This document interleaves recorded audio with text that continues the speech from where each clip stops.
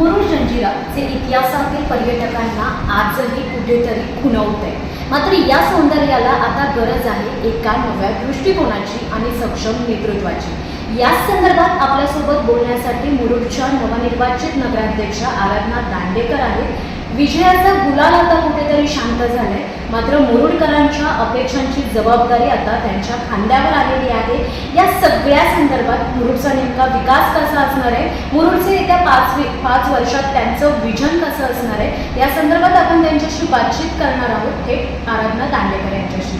लोकराष्ट्र न्यूजमध्ये तुमचं खूप खूप स्वागत आहे।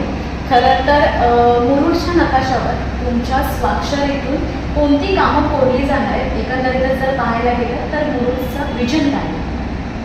मुरुड एक टुरिझम प्लेस आहे, त्यामुळे टुरिस्ट कसं वाढेल मुरुडमध्ये याचा विचार जास्त केला आहे। म्हणजे निवडणुकीच्या वेळेमध्ये सुद्धा आणि आतासुद्धा आम्ही तोच जास्त विचार करतो आहे।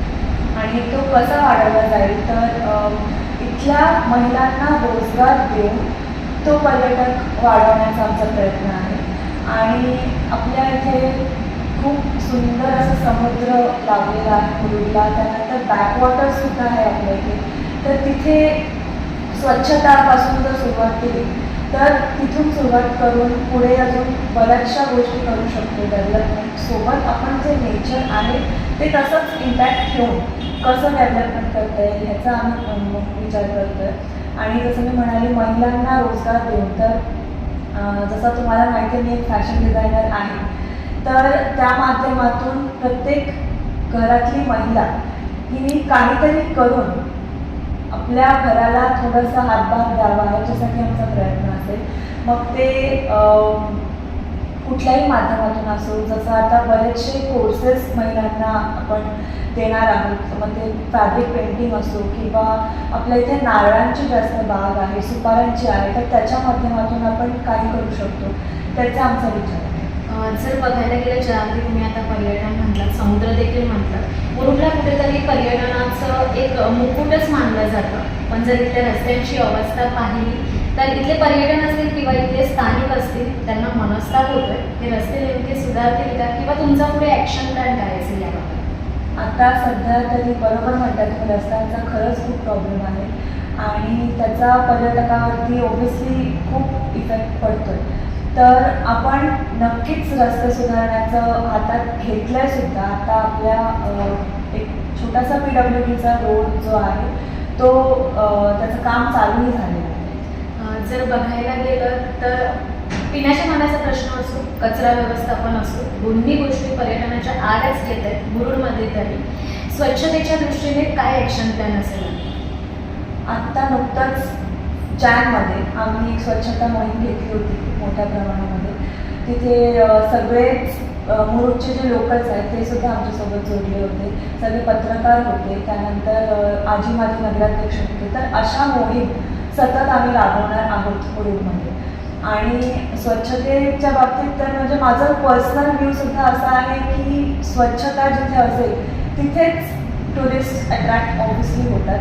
तर स्वच्छता म्हणजे खूप मोठा प्लॅन आहे त्याच्यासाठी, पण हळूहळू एक स्टेप करत पुढे जायचं। तुम्ही एक महिला नगराध्यक्ष आहात, मुरुडकरांच्या ज्या मुरुडमधल्या ज्या महिला आहेत त्या महिलांच्या सुरक्षिततेसाठी किंवा त्यांच्या सक्षमीकरणासाठी काय करायचं ठरवलं?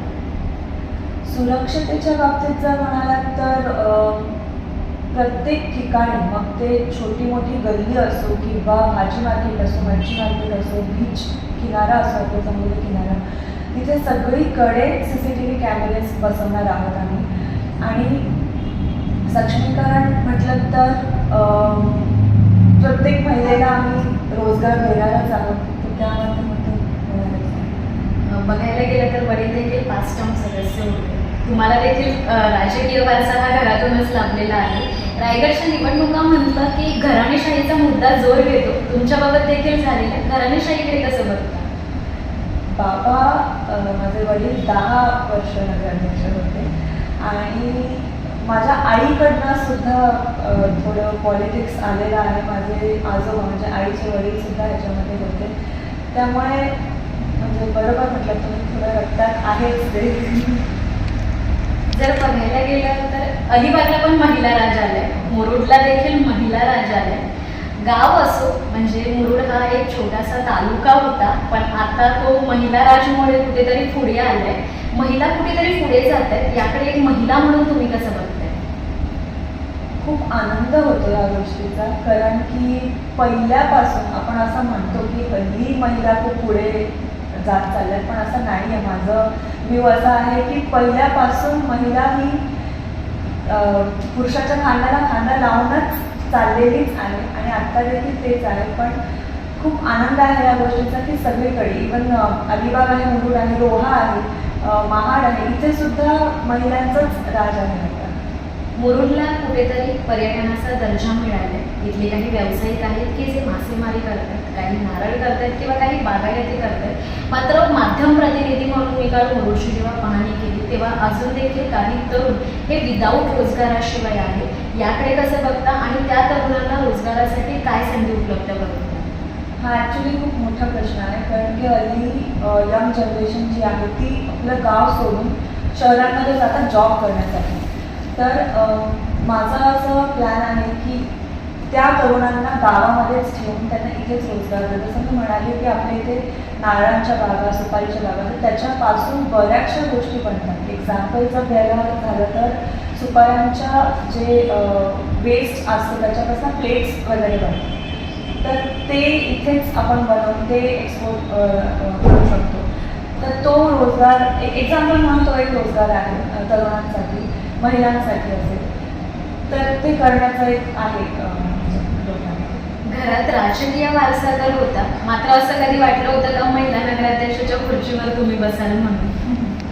असं काही प्लॅनिंग नव्हतं आणि वाटलंही नव्हतं, पण तत्कालीन साहेबांच्या ह्याच्यातून ते शक्य झालं. तर आणि मुरुडची जी जनता आहे त्यांच्या मतांमुळे आम्हाला भाग्य लागलं. तटकरे फॅमिलीने खूप विश्वास दाखवला आहे तुमच्यावरती. तो विश्वास आता सार्थकी कसा लावून दाखवाल काम? आता मी जसं तुम्हाला माझं सगळं सांगितलं त्याच्यातनं नक्कीच साहेब आहेत, त्यानंतर इथले आपले स्थानिक आमदार आहेत, त्यांच्या माध्यमातून नक्कीच सगळी कामं मुरुडमधली होतील. खूप कमी वयात जर बघायला गेलं तर महिला नगराध्यक्ष म्हणून खुर्चीवर बसले. तुमच्यासारख्या मुरुडमध्ये अजून काही तरुणी असतील तर त्यांना काय संदेश द्याल? संदेश असा देईल की स्वप्न बघा आणि ती पूर्ण करण्याची जी तुमच्यामध्ये जर विल असेल तर नक्कीच ते पूर्ण होतील. आणि जरी तुम्ही काही वेगळा प्लॅन असेल तुमच्या माइंडमध्ये तरी डेस्टिनीमध्ये तुमच्या काहीतरी वेगळं जरी असेल तरी ते तुमच्या हितासाठीच असेल आणि त्याच्यावरती तुम्ही विश्वास ठेवा. खूप धन्यवाद तुमचा वेळ आम्हाला दिल्याबद्दल. एकंदरीत आपण जर पाहिलं तर या होत्या मुरुडच्या नवनिर्वाचित नगराध्यक्षा आराधना दांडेकर.